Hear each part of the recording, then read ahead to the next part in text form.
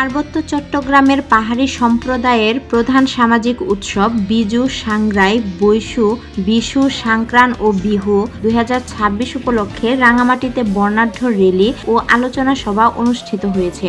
9 April বৃহস্পতিবার সকালে রাঙামাটি পৌরসভা প্রাঙ্গণে এই উৎসবের আনুষ্ঠানিক উদ্বোধন করা হয়। উদযাপন কমিটির উদ্যোগে আয়োজিত এই অনুষ্ঠানের উদ্বোধন করেন রাঙামাটি পার্বত্য জেলা পরিষদের চেয়ারম্যান কৃষিবিদ কাজল তালুকদার। বেলুন উড়িয়ে উদ্বোধনের পর পাহাড়ি শিল্পীদের মনোমুগ্ধকর নৃত্য পরিবেশিত হয়। এরপর একটি বিশাল বর্ণাঢ্য র্যালি পৌরসভা প্রাঙ্গণ থেকে শুরু হয়ে শহরের প্রধান প্রধান সড়ক প্রদক্ষিণ করে জেলা শিল্পকলা একাডেমি চত্বরে গিয়ে শেষ হয়। র্যালিতে প্রায় 13টি ক্ষুদ্র জাতিগোষ্ঠীর নারী পুরুষ তাদের নিজস্ব ঐতিহ্যবাহী পোশাক, যা শহর জুড়ে এক উৎসবমুখর পরিবেশের সৃষ্টি করে।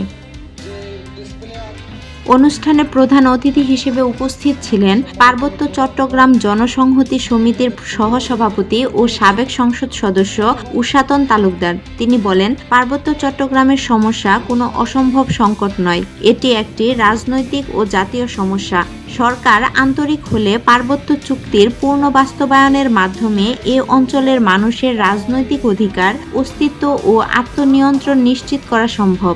তিনি পার্বত্য অঞ্চলকে অবহেলিত না রেখে একটি অন্তর্ভুক্তিমূলক ও ইতিবাচক দৃষ্টিভঙ্গিতে দেখার জন্য সরকারের প্রতি আহ্বান জানান।